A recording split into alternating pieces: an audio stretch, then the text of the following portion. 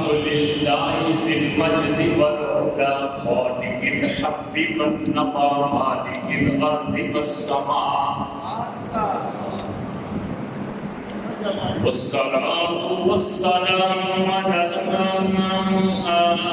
سيدنا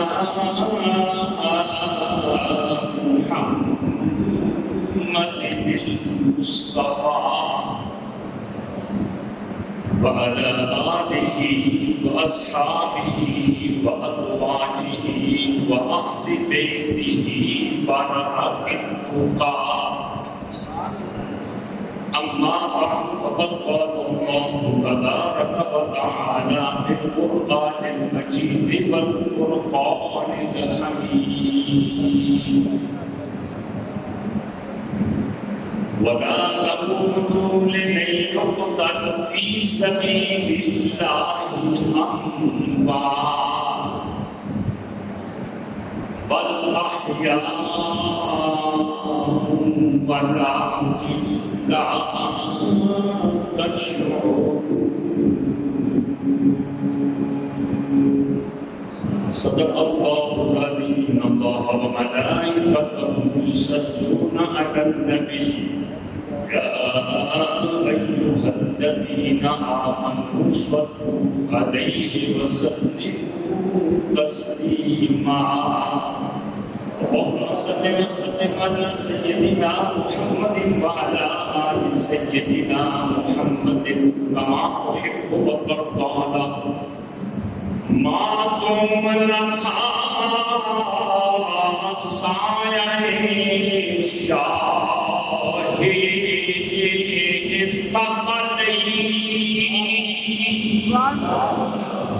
ہمارا اہل سنت و جماعت کا یہ عقیدہ ہے کہ سرکار کا سایہ نہ تھا، لیکن امام اہل سنت ارشاد فرماتے ہیں کہ سرکار کا سایہ تھا. کیسے؟ فرماتے ہیں ماتم نہ تھا سایہ شاہی ثقلین، اس نور کی جلوہ کا تھی ذات حسنین، تمثیل اس نور کے دو حصے کیے، آدھے سے حسن بنے آدھے سے حسین. صاحب صدر گرامی قدر پیشوائی اہل سنت استاد محترم مفتی اعظم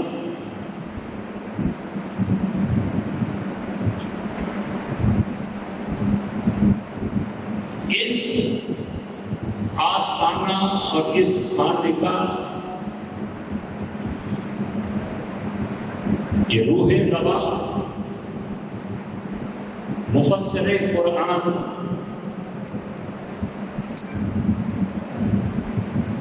نبات ملت اسلامیہ حضور قبلہ پیر محمد افضل القادری دامت برکاتہ العالیہ، دیگر مشائخ اعظام، علماء ذی-بقا، بزرگوں، دوستوں، عزیز ساتھیوں،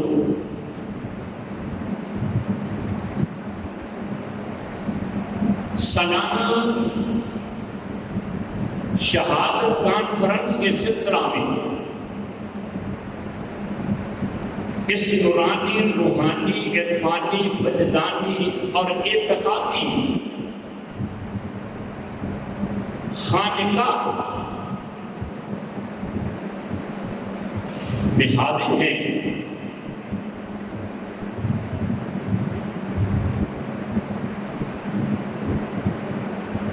جسے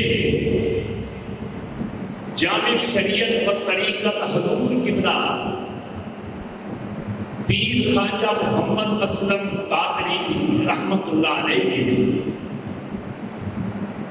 شروع فرمایا تھا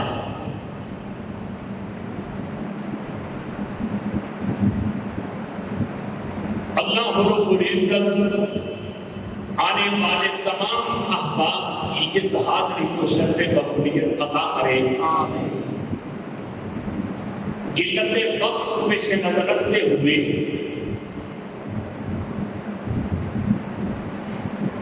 شہزادہ کونین کی بارگاہ میں اور شیخ طریقت حضور قبلہ جامع شریعت و طریقت کی بارگاہ میں نذرانہ عقیدت پیش کرنے کے لیے چند باتیں عرض کرنے کی سعادت حاصل کر رہا ہوں. رب کی بارگاہ میں دعا ہے کہ اللہ تعالیٰ نبی پاک کا صدقہ حق کہنے کی توفیق عطا کرے اور اس کے بعد اللہ تعالیٰ عمل کی دولت اور عمل کی نعمت سے مالا کرے. میں نے جس آیت مبارکہ کو موضوع سخن بنایا یہ نئی اور خبر پر مبنی ہے. یعنی اس آیت مبارکہ میں اللہ تعالیٰ نے ایک بات سے روکا ہے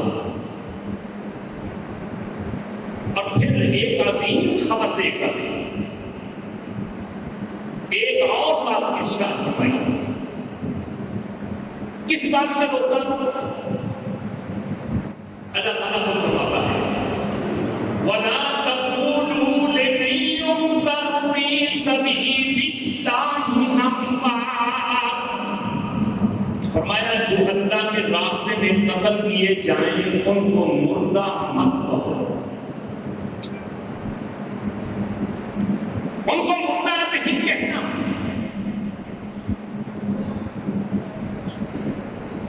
اللہ رب العزت نے اس کہنے سے منع فرمایا. اور یہ بات یاد رکھے گا کہنے کا سین کا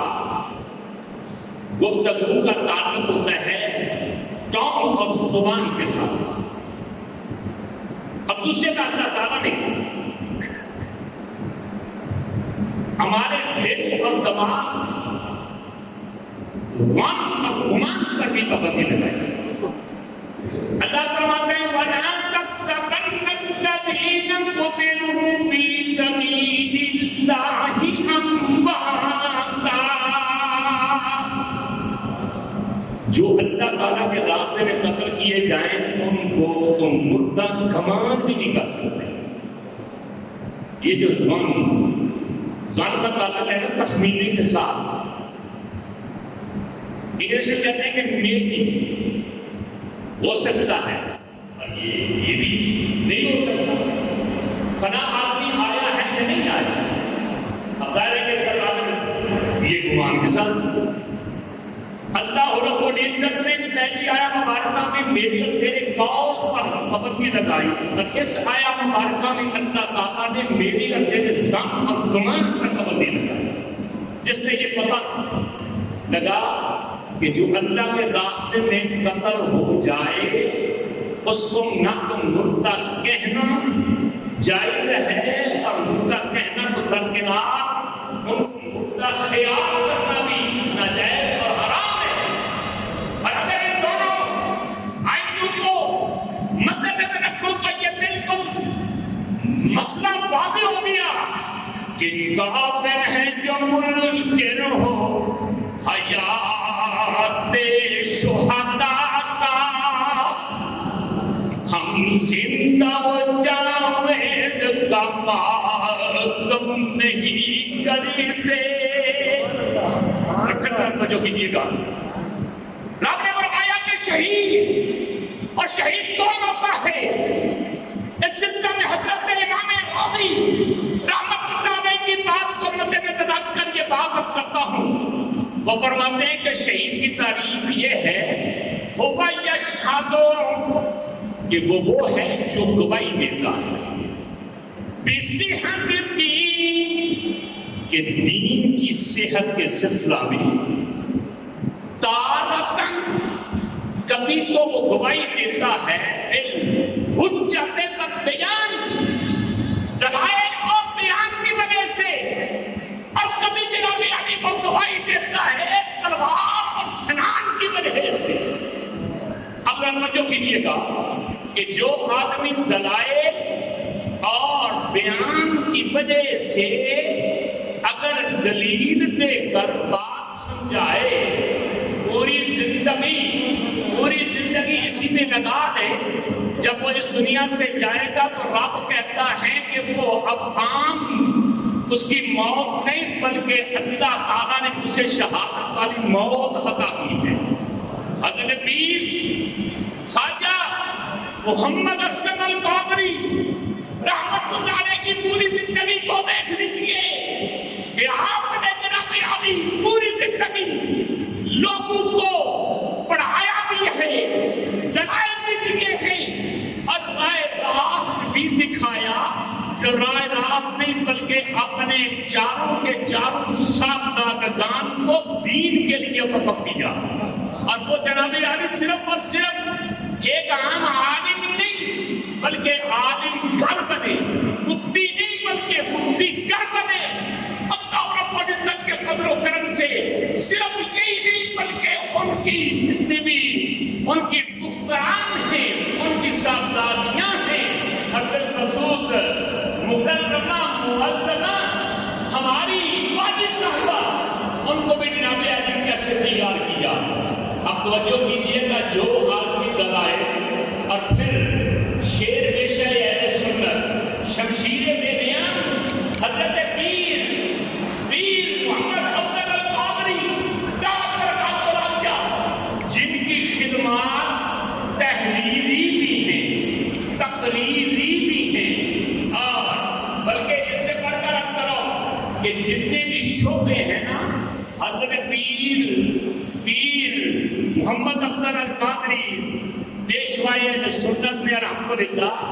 ان میں ایسی گراں قدر آپ نے خدمات دی ہیں کہ ہمیں چاہیے کہ ہم ان کے نقشے قدم پر چلیں۔ دیکھیے نا کہ ایک ہوتا ہے شعبہ تصنیف اور تبلیغ کا،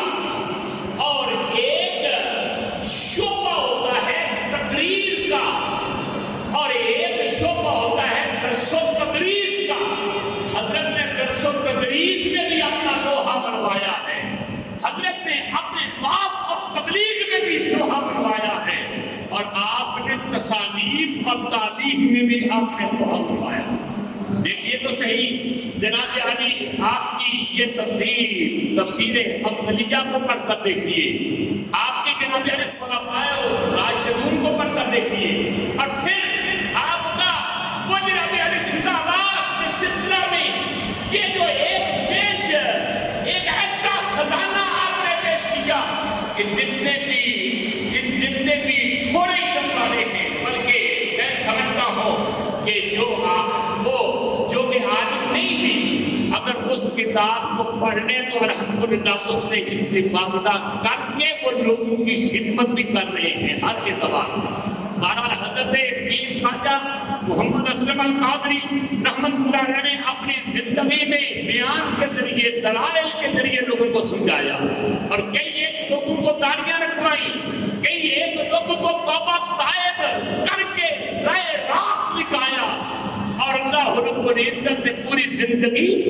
آپ اپنے بالغ ہو جانے کے بعد آپ نے دیکھیے کہ ان کی کیسے خدمات ہیں۔ اور ادھر حضرت آقا حسین رضی اللہ تعالیٰ عنہ کو دیکھیے، آپ نے بھی دیکھا کہ یہ جب دین اسلام کی صحت پر فرق آ رہا ہے، ایک ایسا جابر اور ایک ایسا ظالم شخص جو یہ کہہ رہا ہے کیا کہ جناب عیاشی کو عام کیا جائے، فحاشی کو عام کیا جائے، بغیرتی کو عام کیا جائے، اور آج کل تو جناب علی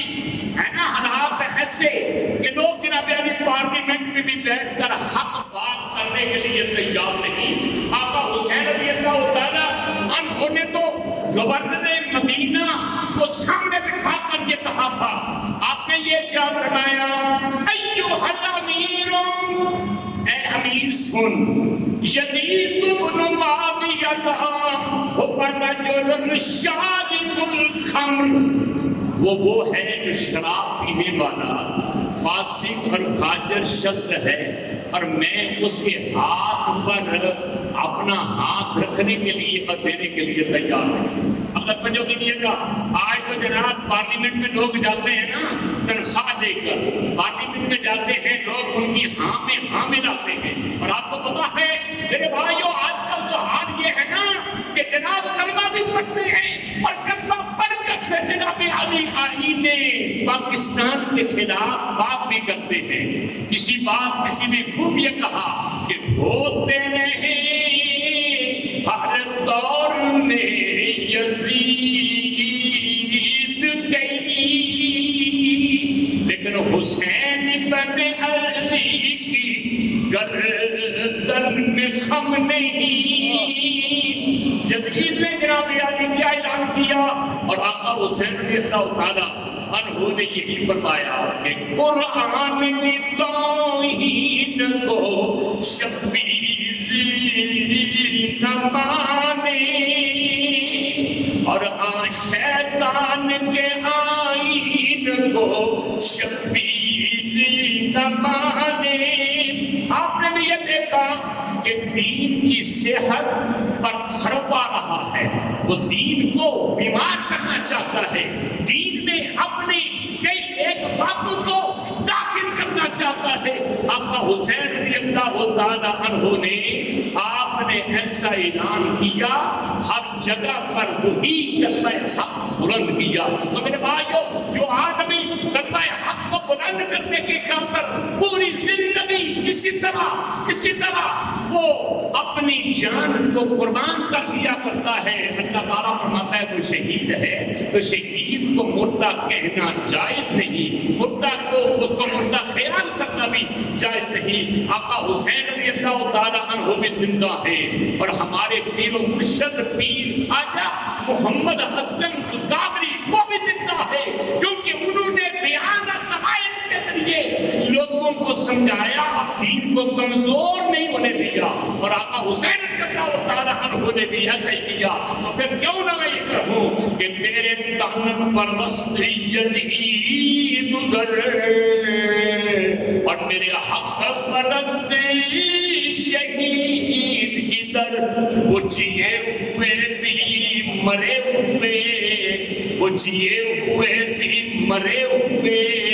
اور یہ مرے ہوئے بھی جیے ہوئے۔